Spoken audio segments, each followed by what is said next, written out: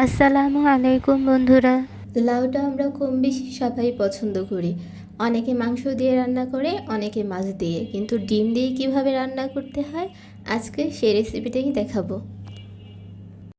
প্রথমে কড়াইতে তেল নিয়ে নিলাম পরিমাণ মতো, তারপর পেঁয়াজ কুচি দিয়ে দিব। পেঁয়াজ কুচিটাকে সামান্য তেলে ভেজে নিব।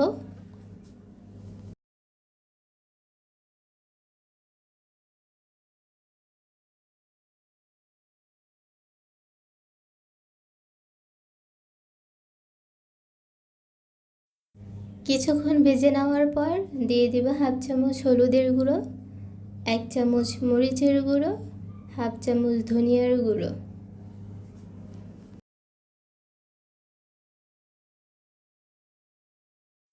সব কিছুকে একটু ভালো করে মিশিয়ে নিলাম আর একটু ভেজে নিব। কিছুটা ভাজা হয়ে গেলে এই পর্যায়ে এসে পানি দিয়ে দিব।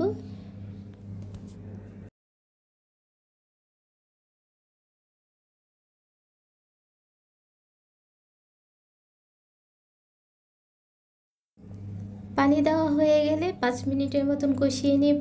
এর মধ্যে তেলটা ভেসে উঠবে, তখনই বুঝবো কষানোটা হয়ে গেছে। তারপরে স্বাদ মতন লবণ দিয়ে দিব।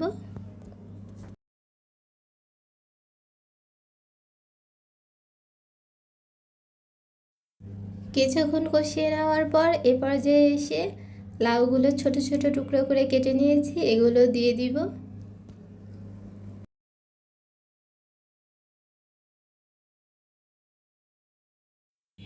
এখন সব কিছুকে একসাথে মিশিয়ে কিছুক্ষণ কষিয়ে নিব।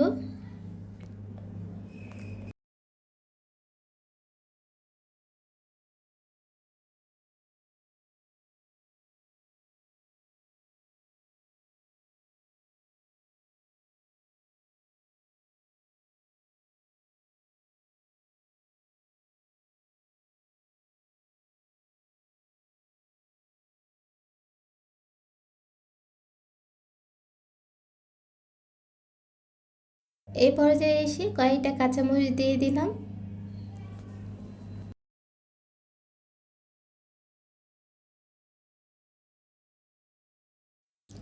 দিয়ে দিলাম একটা ডিম।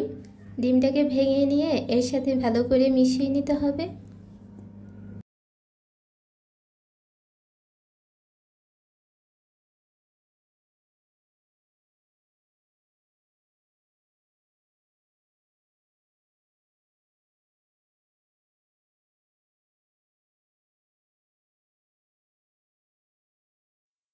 প্রায় 5 মিনিট এটাকে কষিয়ে নিয়েছি।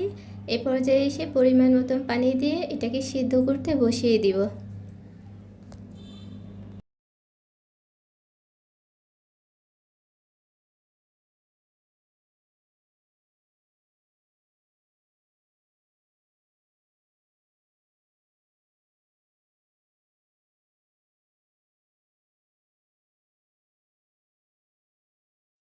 যখন লাউটা 90% সিদ্ধ হয়ে গেছে এ পর্যায়ে এসে ধনিয়া পাতা কুচি দিয়ে দিলাম।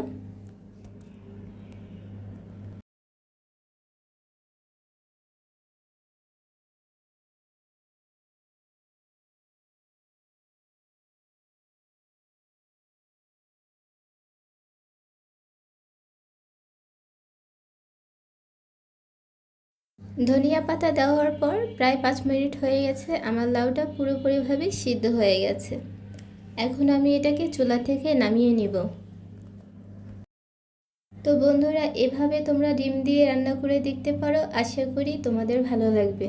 মাছ বা মাংস দিয়ে রান্না করলে যতটা টেস্টি হয়, ডিম দিয়ে রান্না করেছি বলে তার থেকে যে কোনো অংশ কম হয়েছে তা কিন্তু না। খুব সহজে আর তাড়াতাড়ি রান্না করা যায় এই রেসিপিটি। একবার ট্রাই করে দেখতে পারো, আশা করি তোমাদের কাছেও ভালো লাগবে।